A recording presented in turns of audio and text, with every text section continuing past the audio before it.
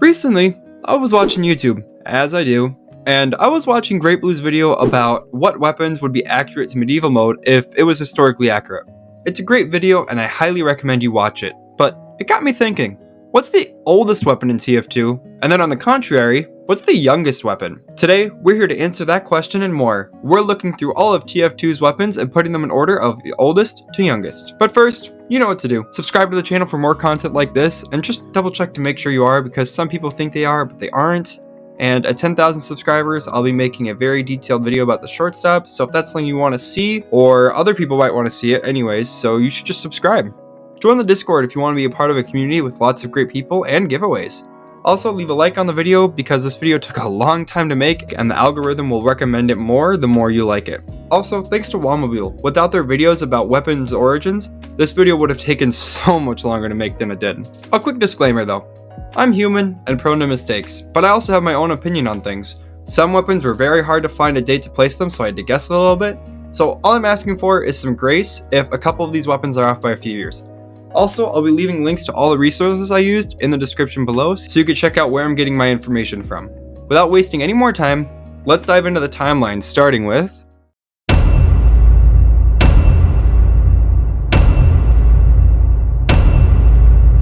In the beginning, there was the banana. It was perfect. It was amazing. It was... Well, it looks like we'll claim the second banana then. Since any kind of fruits or veggies were around long before humans, the second banana claims the spot as the first and oldest TF2 weapon. These next four weapons can probably be moved around interchangeably, but this is what makes most sense to me. Following the banana, humans came to be and used their hands to create fists to punch things, which is our second weapon. The humans probably suffered through some cold winters, and within these winters, icicles would come to be formed, putting the spicicle as our third weapon to be created. These humans were probably hungry, so they would kill animals for food. Among these animals would be pigs and buffaloes. This puts our next two weapons as the buffalo steak sandwich and the ham shank. Finally, for our beginning of time weapons, the humans eventually died, leaving their decaying bodies behind, which would go on to form the bat out of hell. Moving away from creation, humans would grow to develop tools to help them with their day-to-day lives. Some of these tools would include cleavers and whips, which puts the next two weapons of our timeline to be the flying guillotine and the disciplinary action. I tried to find exact dates, but I literally just kept getting that they were old and literally haven't changed in thousands of years with how they look, so putting them here just makes sense to me. Next is our first weapon with a probable date of creation.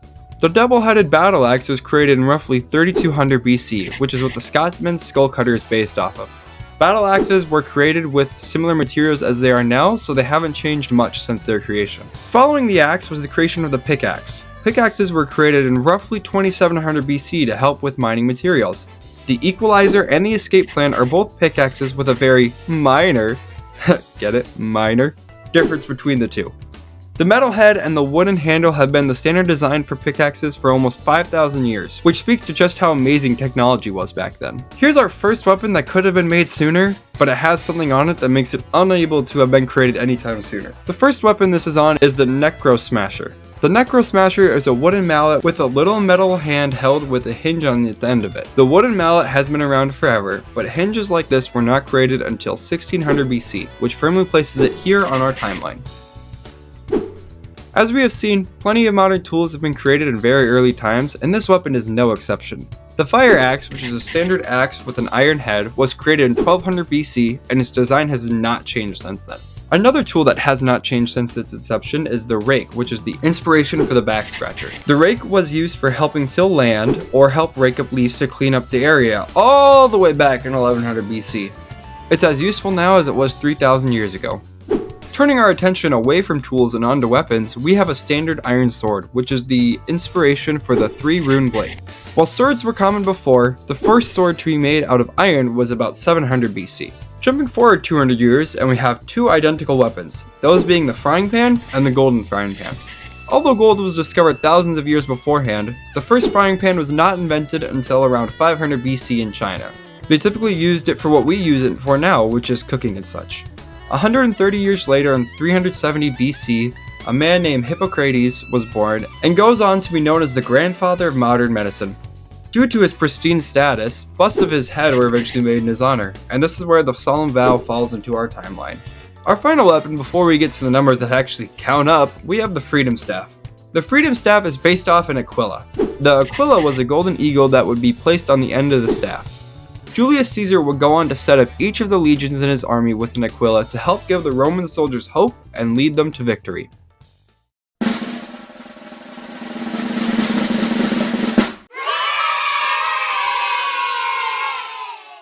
Now we're diving into the Bronze Age of TF2.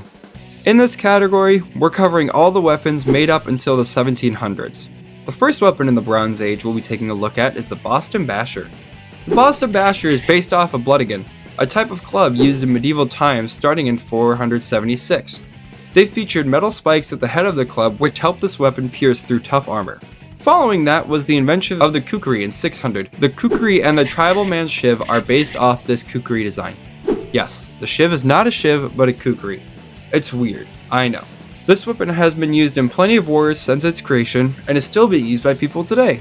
Jumping forward roughly 100 years in 700, we have more tools and weapons made in the form of the horigai and the katana, which is the inspiration of the conchier and the hafsatoichi. The horigai was typically used as an instrument to make music, and the katana was one of the first Japanese swords made that has not changed in thousands of years. Another 100-year jump brings 4 weapons onto the table for us. The 800s brought us butterfly knives and scimitars, which is the inspiration for the knife, the black rose, Persian persuader, and the shahanshah. In the early thousands, the first modern-day mittens were created, which is the inspiration for the holiday punch. Unlike the holiday punch though, hitting someone with these mittens will not cause someone to laugh. Maybe if you tickle them, but who's to say? In 1100, a new weapon was created for combat called the brass knuckles. These were created for the use in blood sports and are the inspiration for the eviction notice that Heavy wields. Moving forward to 1192, a tool called the gunbai was created. These gunbai were used by generals in the Japanese army to signal to their army on what to do. Essentially, it's a fancy fan that the Scouts fan of war is created after. The Your Eternal Reward is next and is based off iron daggers created in the 1200s. Usually these daggers were made to specialize in cutting and stabbing their enemies.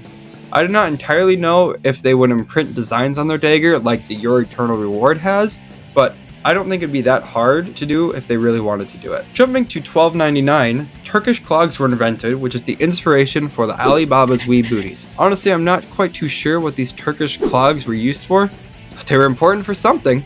The 1400s has 2 weapons for us to look at. Starting with the Islander, it's based on a Scottish claymore, a weapon used primarily for combat by Scottish clans. The other weapon we are looking at is the Fists of Steel. Iron gauntlets started being used more and more frequently in the 1400s and were essential to most any armor piece. They were more protective than leather, and you could still move easily in them. In 1494, Germans developed a sword called a Zweihander, a 2-handed long sword with a part of the blade sticking out on both ends towards the hilt. If you could not tell, this weapon was the idea behind creating the Demos Claymore, not a claymore. Following this, in 1510, the first pocket watch ever was released. And if you do not know, the Dead Ringer is based on the pocket watch, which puts the Dead Ringer in our timeline at 1510. Another spy weapon, the Conoverse kunai, is based on a real kunai which was invented during the Tensho era in Japan, which started in 1573. Strangely, this is the only spot I could find any information on when kunais were invented, so you might want to take this information with a grain of salt. For our last weapon in the Bronze Age, we're looking at the Scottish Handshake. The Scottish Handshake is an alcohol bottle that holds rum in it, created by Devilman's de Groot family ancestors in 1680. Before moving on into the Industrial Age, if you have not already, then like, subscribe, join the Discord, all that fun stuff. I'd love to chat with you all, and I hope to see you there. Now, on to the Industrial Age. Dispenser going up.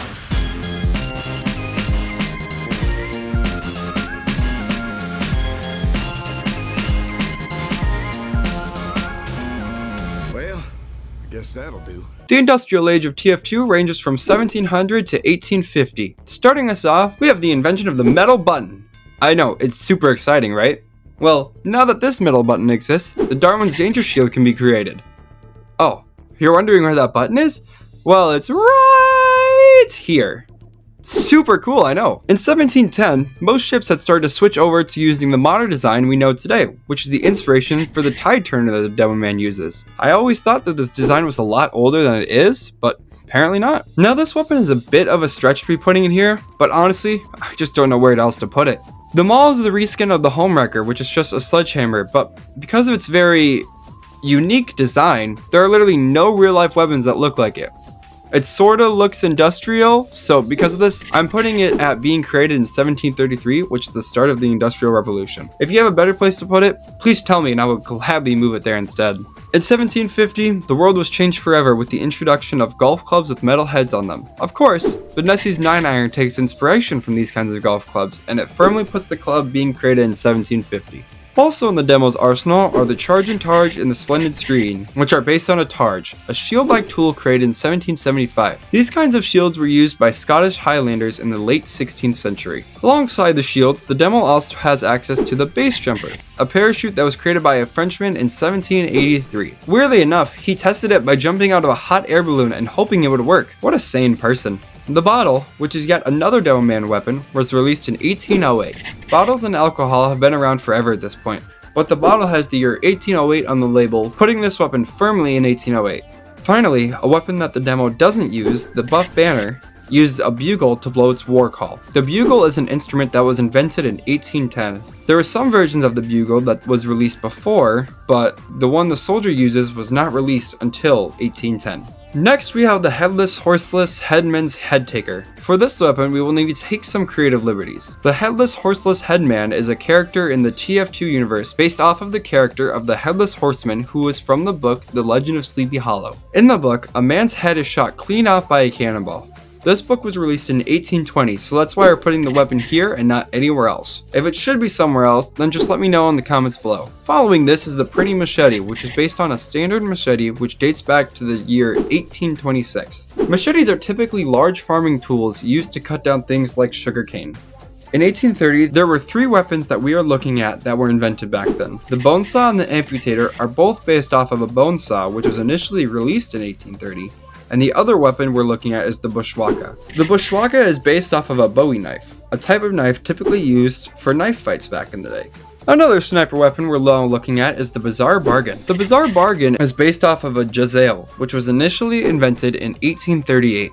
It was the primary weapon used in the Anglo-Afghanistan War. In 1840, the design for the monkey wrench was created, which brings the wrench and also the golden wrench into the wacky world of weapons we have wandered upon. 4 years later, in 1844, the first ever hollow needle was created. Now that the hollow needle exists, the uber saw can now be created since it's just a bone saw handle, a knife-like blade, and a giant needle. These next couple of weapons fall into the category of weapons that could have been created, but because of one thing on their design, they could not have been created until now. The Holy Mackerel and the Warrior's Spirit fit into this category. As you can see, these weapons are made up of a fish and a newspaper, and bear claws respectively. These weapons should be older than they are, but because of the elastic bands that are on the weapons, these could not have existed until 1845 when the elastic band was invented. For our last weapon in the Industrial Revolution, we're taking a look at the candy cane. The candy cane was originally released in 1847. The candy cane is supposed to resemble the letter J, which stands for Jesus. If you do not know who Jesus is, then you should ask your parents, because I don't feel qualified to explain religion to you. Now, we're going on to the Silver Age of TF2.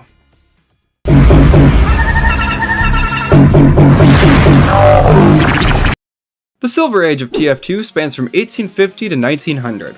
There are 25 weapons in this category, so let's get started. Starting in 1860, soldiers in the American War would have their limbs, especially their legs, replaced with wooden replacements. This is where the bootlegger gets its inspiration from. The next is a 2-for-1 with the shotgun and the panic attack. These two are based off of sawn-off shotguns that started seeing a lot of use in the American Civil War in 1861. While not the exact same color scheme, this is what these two weapons are based off of. The Brass Beast is based off of Gatling guns released in 1862. These Gatling guns were not typically held by people, but put on large stands with wheels on each side of them to make them easier to move. Unfortunately, the United States never had a crazed Russian who could lift this gun with ease and fire like it was nothing, so they needed to use the wheels. In 1866, the monkey pipe wrench was invented, or At least I think it was. Cannot find any hard data saying it was, but this is the earliest I could find one being produced. Anyway, the monkey pipe wrench is what inspired the creation of the jag that the engineer uses. Next we have the extinguisher. Now, axes have been around for a while at this point, but the reason we're talking about them now is because the barbed wire around the head of the axe was not invented until 1867, which effectively means this weapon could not have existed until 1867. 1869 sees the introduction of two weapons into the TF2 universe, those being the shovel and the market gardener. These two weapons are based off of entrenching tools first used in Britain for digging, well, trenches. After far too long, we're taking a look at another one of Heavy's lunchbox items. Now, the ingredients for the sandwich have been around for over a millennia at this point, but you see this little thing? The toothpick? Yeah, that wasn't invented until 1869 as well. For our last 1869 weapon, the first pipe wrench is created, which is what the Southern hospitality is based off of. While having some differences, it's pretty obvious to see the similarities between the two. Moving away from then, we jump forward to 1865 with the introduction of two different scout weapons. The first of these is the Force of Nature. It's based off of a double-barrel sawn-off shotgun, which was not invented until 1875. The second one is the Sandman. While wooden bats had existed for a while now, the modern design we know and love today was not created until 1875 with the introduction of the Louisville Slugger. In 1885, the gas pump was created. The handle of a gas pump is what the medic has the Vitasaw attached to. This effectively placed the design of the weapon being created in 1885 due to the small detail and also weird design choice for the medic.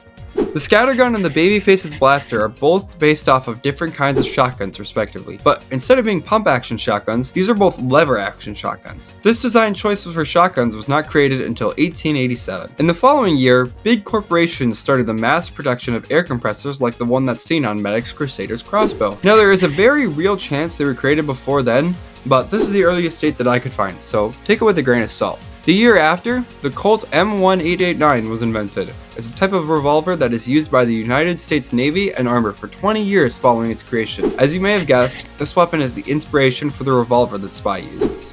1893 is the first year that the incarnation of the modern-day pistol is created. It was the first semi-automatic pistol that had a magazine you could take out and load with more bullets. The pistol and the Pretty Boy's pocket pistol both take their inspiration from this very first pistol.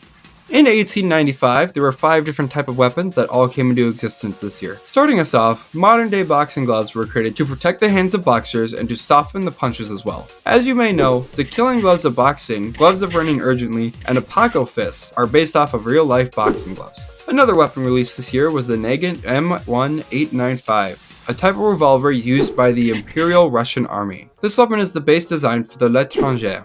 Our final weapon is the Destruction PDA. It's a cartoony looking tool with a big red button on it the engineer uses to blow up his buildings. The only thing I could find is that portable detonators were developed roughly toward the end of the 19th century, so it's going here. For our last weapon in the Silver Age of TF2, we have the degreaser. Now, the degreaser is an interesting weapon. It's a combination of a gas pump, fire extinguisher, car exhaust, a stovetop, and a muffler. Mufflers were not used in cars until its introduction in 1897, which means this weapon could not have been created until 1897. Now we are in the golden age of TF2. This time period stretches from 1900 to 1950. Starting off this era is the invention of the circuit board in 1903. The circuit board can be seen in the Heavy's Robo Sandwich as a replacement for the lettuce on the regular sandwich. Since circuit boards were not created until 1903, the Robo Sandwich could not have been created until then as well. Jumping forward a year, the Luger pistol, the inspiration for the Luger morph, was created. It's a semi-automatic pistol that is typically seen in use by the Germans. 1908 was a pretty sweet year with the creation of the Lollipop, which is the base design for the Lollichop the Pyro uses. If you don't know what a Lollipop is, well, you need to go outside and live a little more then, because those things just taste great. 2 years later, in 1910, the first ever neon signs were created for commercial use. Now that neon signs exist, the Neon Annihilator can now come into existence. A fun little fact about this weapon is that the sign actually spells bar in Chinese. The DeLocust bar and the fish cake that Heavy uses are based off of chocolate bars and real-life fish cakes respectively. Although these two foods were invented a while ago, the wrapping for the two did not start seeing use until 1912 with the Hershey's chocolate bar. During the First World War, the idea of the sledgehammer came to be. It should be blatantly obvious, but the homewrecker is based off the sledgehammer that was first conceived in 1914. In the following year, mailboxes and throwable hand grenades were created. Starting with the former, Mailboxes became a common item that houses started having in 1915, and is what the postal plumber is based off of. Now, the hand grenades are called Stielhandgranate, which is German for throwable hand grenade. It was only in service for a couple years after its inception, and is the inspiration for Devilman's Ula Pool caber. In the Christmas season of 1917, a new tool for wrapping gifts was sold in the marketplace. This brilliant piece of paper used for wrapping was given the eloquent name of wrapping paper, and is what the scout uses to beat his enemies to death in the Rap Assassin. 1920 sees the invention of several different tools that inspired many different TF2 weapons. Starting us off, jet injectors were created as a way to quickly and safely inject patients with vaccines to diseases and such. These jet injectors are what inspired the syringe gun, Blutsauger, and the overdose as well.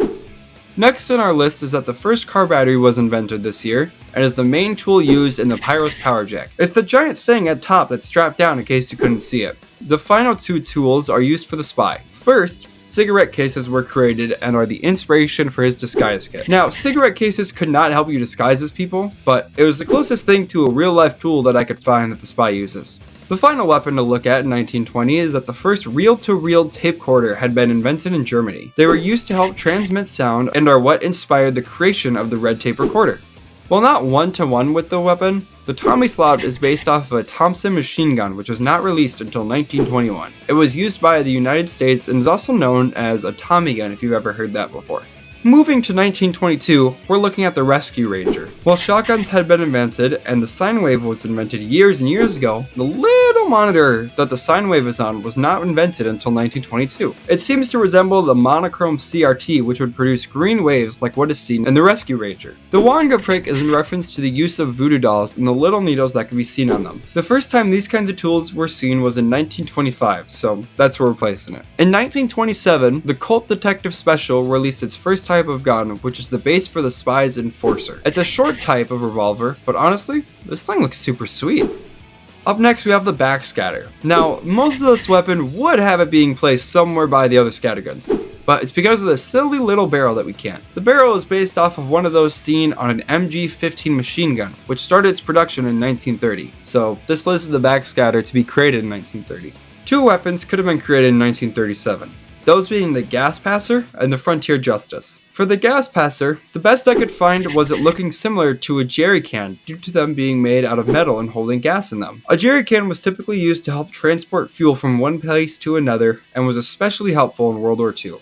The Frontier Justice is based off of Ithaca 37, which is a type of shotgun released in 1937. Now with this little capacitor thing on the side, I thought this would make this weapon a lot newer, but it turns out that capacitors like this one were released all the way back in the late 18th century, so it gets to stay here. 1939 gives us the release of the flare gun, which inspired the Pyro's flare gun, detonator, and scorch shot. Although the stock flare gun has a similar color scheme to that of an Orion-based single-shot flare gun, the actual design matches that of an AN M8 flare gun released in 1939.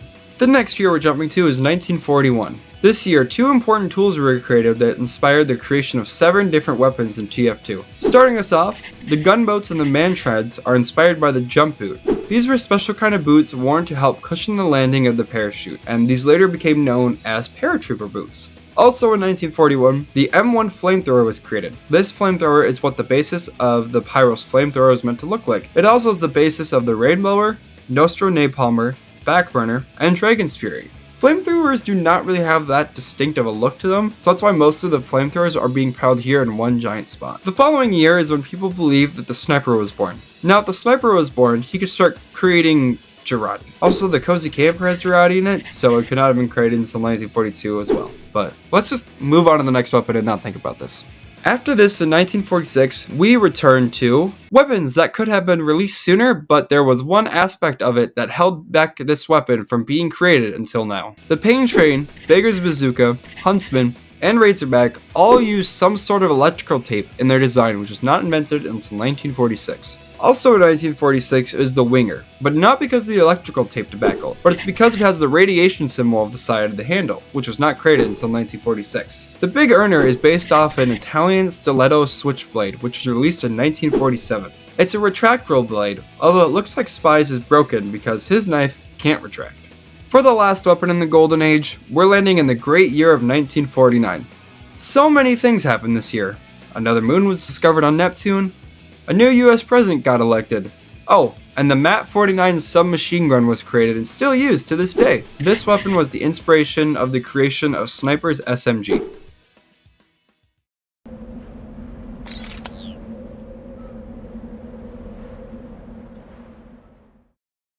Now we're in the Australium Age of TF2. This is the time period from 1950 to 1972, the year that MVM takes place.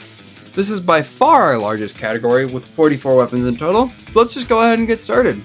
Starting us off, we're in 1955 and looking at the crossing guard. Now, railroad signs have been used all over the world for years now. 1955 was the first time that this version of the railroad sign had been used. Moving forward to 1956, the .44 Remington Magnum revolver is a handgun developed in America. This weapon is the inspiration for the big kill that the spy uses. 1958 gives us 3 weapons to be looking at, which are the Soda Popper, Criticola, and Bonk Atomic Punch. These weapons and tools could not have been created until then due to them needing to be stored in aluminum cans or using aluminum cans in their weapon in the case of the Soda Popper. Aluminum cans first saw their debut into the mainstream when Coors released their first beer in an aluminum can. Next, in 1960, the first prototype of a working jetpack was developed and tested for military use. The idea of a jetpack is what the thermal thruster is based off of, but not any jetpack in particular. In the following year of 1961, 2 important kinds of weapons were released. The first of these is a portable rocket launcher. The kind of rocket launcher that the soldiers is based off of specifically is the RPG-7, which was actually originally released by the Soviet Union. The direct hit, rocket jumper, and the airstrike are also based off this rocket jumper. The other kind of weapon released this year was the grenade launcher, specifically the M79 grenade launcher. The Iron Bomber takes inspiration from this kind of grenade launcher as well. The loose cannon also takes its design inspiration from the M79, but it also takes its design inspiration from just an actual cannon. The year after, in 1962, another 2 kinds of weapons were created. First of all, the Scout turned 13, so now he can most likely create the non-milk-like substance of the Mad Milk. But also the Remington Model 700 sniper rifle was created. The Remington Model 700 sniper rifle is the design inspiration for the sniper rifle, Machina, as well as the Sydney Sleeper. The Remington Model 700 sniper rifle is a bolt-action sniper rifle that was created in the United States for war-related purposes.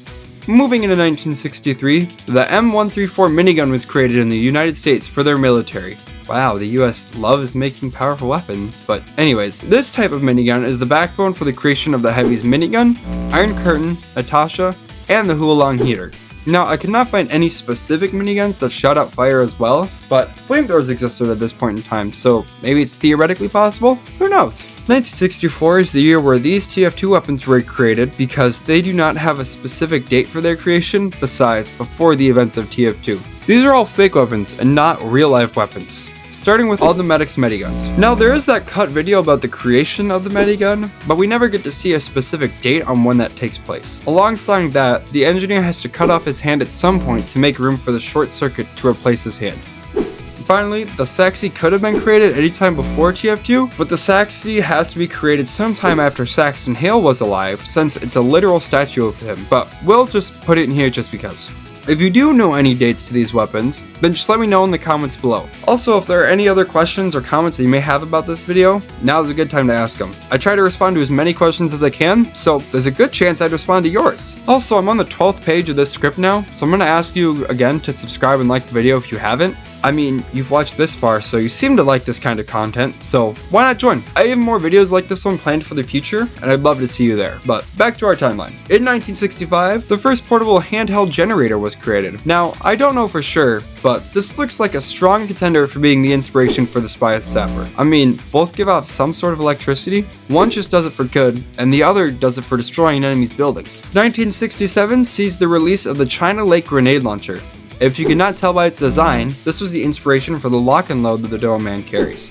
One weird fact about this weapon is that even though it's called the China Lake grenade launcher, it was actually developed and used in America. Pretty weird, but whatever, I guess.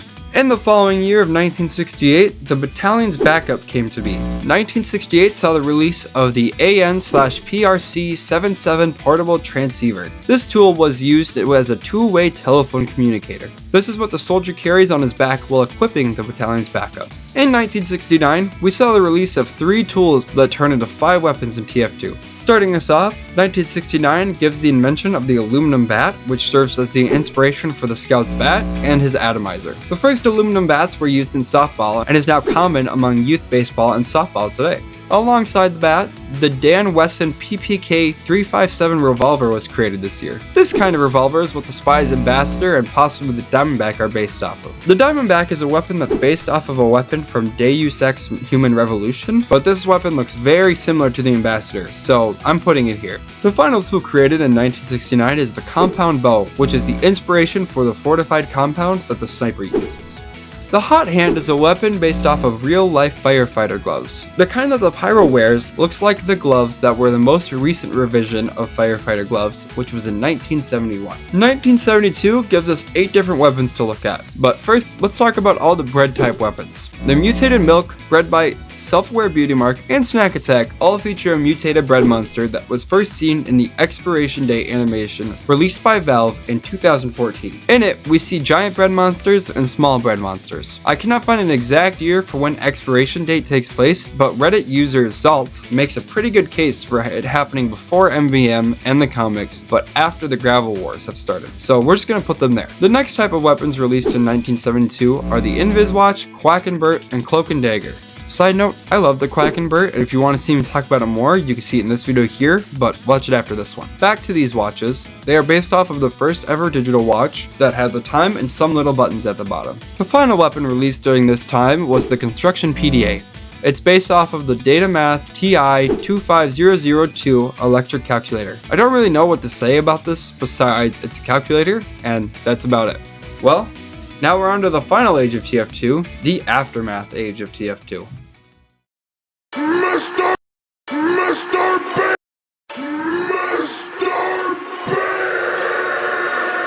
All of these weapons were created after the events of TF2 take place, which end in roughly 1974. We have a lot more to talk about, so let's just jump into them right away. In 1977, the first ever Atari was created. It was played a lot and loved by millions during its lifespan, but that's not why we're here. We're here to specifically look at the joystick on the controller. The joystick can be seen on the Geiger counter, which effectively puts this weapon being created in 1977 or after. The following year, in 1978, a weapon and a tool were created.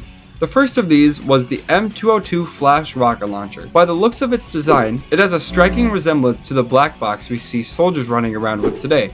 The tool that was created this year was the satellite dish that was atop most homes from the 1980s until now. Satellite dishes were used to broadcast shows and such straight into your home, among other things. The satellite dish design can be seen on the front of the Wrangler, putting its date of creation in 1978.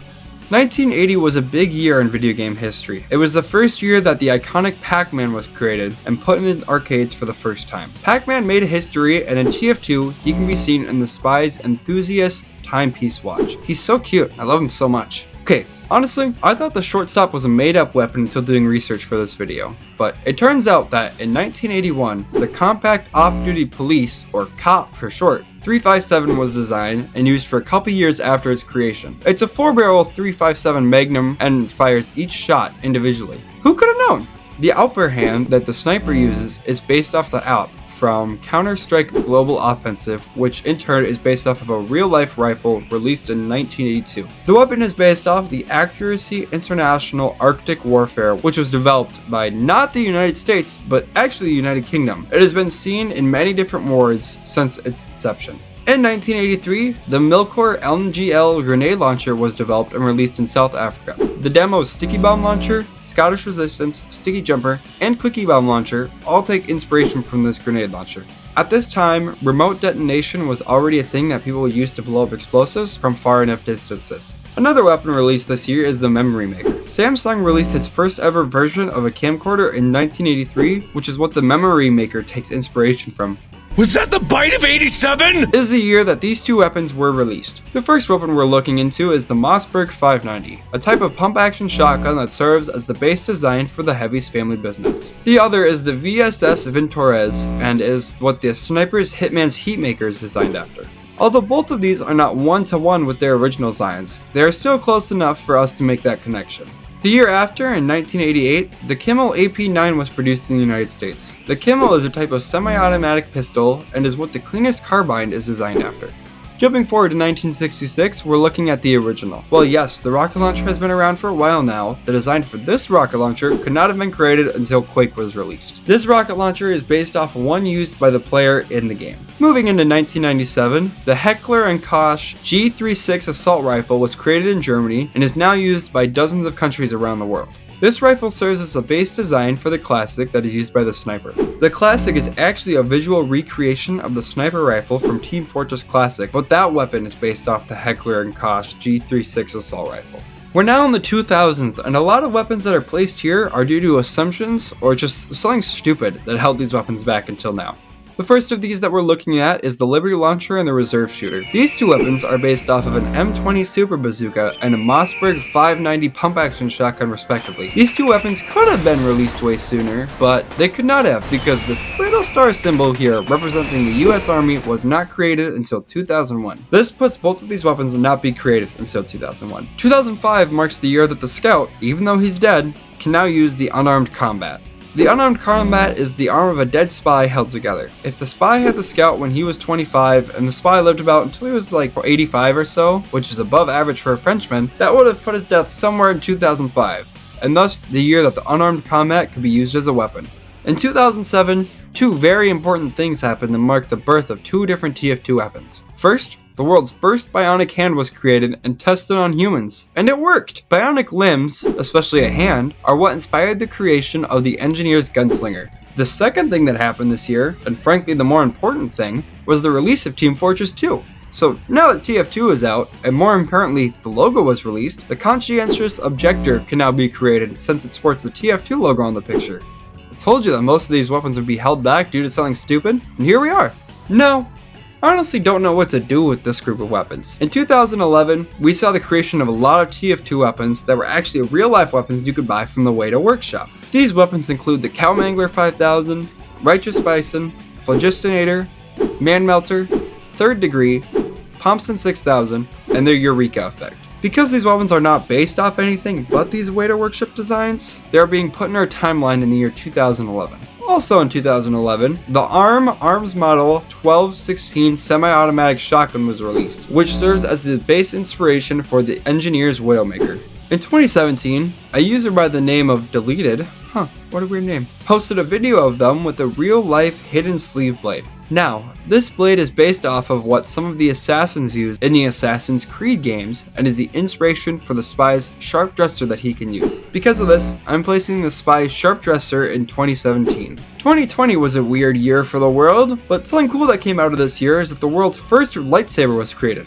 The folks over at Hacksmith Industries on YouTube had created a real working lightsaber that could even cut through steel. The lightsaber is what inspired the creation of the Scout's Bat Saber. We know that the Bat Saber is not just a model lightsaber, since upon killing an enemy, we see their corpse evaporate as if you just cut through them with the lightsaber. This would put the Bat Saber being created in 2020. Moving forward into 2023, we have two types of weapons that we will be covering. First, the Sun on a Stick and the Sharpened Volcano Fragment. Now, both of these weapons look like they are made out of some sort of molten lava and rock type materials. While I would say that this is impossible, Evan and Caitlin on YouTube have created a type of tool that looks like a smaller version of the Sharpened Volcano Fragment, and with the same tools, they can easily make the Sun on a Stick as well. The other type of weapons we're looking at now are the Capper and the Shooting Star. Both of these weapons fire lasers as their main way of hurting another person, and as of 2023, the development of these kinds of weapons are still in development, so they will be going towards the end of 2023. Well, it does not matter since our final weapon will not be created for just a little while longer. For those who have been paying attention, there is one weapon we have yet to talk about. That final weapon in our timeline is the APSAP. The APSAP is a weapon based off of Wheatley from Portal 2. The original Portal takes place in the year 2010, and the second Portal game takes place anywhere from 50 to 5,000 years later, all because of this little scene here. Good morning. You have been in suspension for 9999999. this courtesy call. Hello? We never know if the announcer means seconds, minutes, hours, days, or what they really mean. Basically, it's a really long time after Portal 1, putting the spy acquiring the APSAP at least 5 decades after he has passed. Thank you all so much for watching the video. This is by far my largest project yet, and I would really appreciate it if you liked, subscribed, left a comment on the video, and join the Discord. At 10,000 subs, I'll be making a long detailed video about the shortstop, so if you want to see that, then subscribe. I hope you all have an amazing day. Peace.